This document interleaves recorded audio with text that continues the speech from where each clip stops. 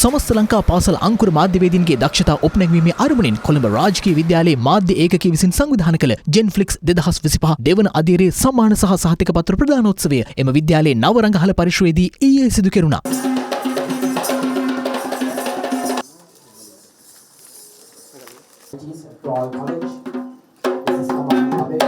ජෙන්ෆ්ලික්ස් 2025 දෙවන කුඩ ප්‍රාප්තිය මෙලෙසින් දිගහැරෙන වගයි.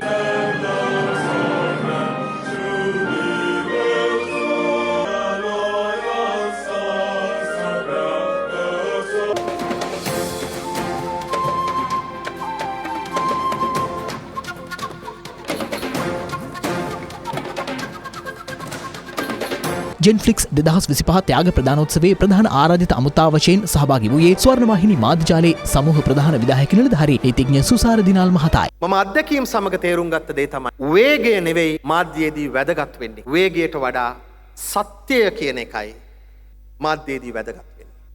Talent opens doors but discipline keep them opens. ඔබගේ දක්ෂතාවයන්, ඔබගේ කුසලතාවයන් ඔබට බොහෝ දොරවල් විවෘත කරાવી. හැබැයි ඔබගේ විනය, ඔබගේ වෘත්තීයමය විනය ඒ දොරවල් විවෘතව තබා ගැනීමට ඔබට මා හැඟි පිටු බලයක් වේවි.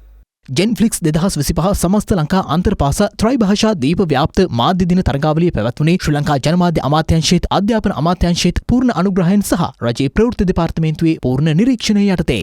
එහිදී ත්‍රයිභාෂා දීප ව්‍යාප්ත මාධ්‍ය දින තරගාවලියේ වැඩිම ජයග්‍රහණ සංඛ්‍යාවක් ලබා ගනිමින් සමස්ත ශූරතාවය දිනා ගනු ලැබුවේ කොළඹ ආනන්ද විද්‍යාලයයි. සමස්ත ශූරතාවය හිමි කරගනු ලබන්නේ කොළඹ ආනන්ද විද්‍යාලය.